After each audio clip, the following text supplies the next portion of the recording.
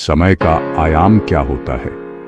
क्या आप इसे सरल भाषा में समझा सकते हैं? संसार में किसी वस्तु और उसकी स्थिति को बताने के लिए 4 आयामों का प्रयोग होता है। हर वस्तु की एक लंबाई होती है, उसकी एक चौड़ाई होती है और ऊंचाई होती है। पृथ्वी स्वयं के गोलाकार वस्तु है, इसकी लंबाई, चौड़ाई और ऊंचाई है। इसका वातावरण है जो कई हजार किलोमीटर तक फैला हुआ है। 26,000 किलोमीटर की ऊंचाई पर घूमते उपग्रह नेविगेशन सिस्टम बनाते हैं। हाल में भारत ने अपना स्वयं का नेविगेशन सिस्टम बना लिया है। नाम है नावी सी। यदि अमेरिका अपने नेविगेशन सिस्टम के उपयोग के लिए भारत को प्रतिबंधित कर दे तो भारत की बहुत सारी व्यावसायिक गतिविधियां ठप्प हो जाती। लेकिन अब भारत अपना स्वयं का तंत्र स्थापित कर रहा है।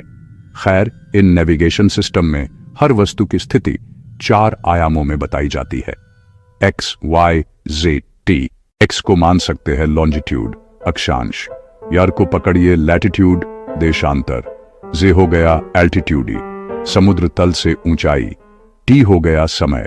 यदि आपको किसी भी वस्तु की स्थिति बतानी है तो आपको इन 4 आयामों को काम में लेना पड़ेगा।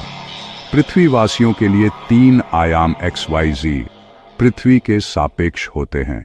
जैसे ही पृथ्वी से बाहर निकलते हैं तो XYZ कभी सूर्य के सापेक्ष होते हैं, कभी चंद्रमा के सापेक्ष होते हैं, कभी मंगल ग्रह के सापेक्ष होते हैं।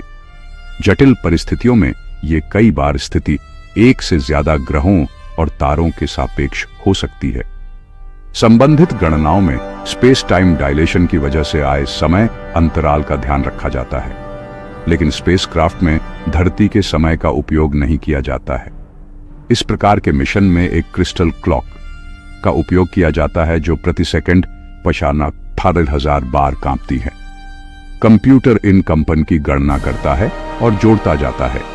इनकी कुल संख्या के आधार पर सारे इंस्ट्रूमेंट आपस में संचार करते हैं और निर्देश लेते देते हैं। तो यह है समय का आयाम जिसकी मदद से हम वस्तु की त्रिविमीय आकाश में स्थिति बताते हैं। ऐसे ही अमेजिंग वीडियो रोज देखने के लिए आप हमें सब्सक्राइब जरूर करें।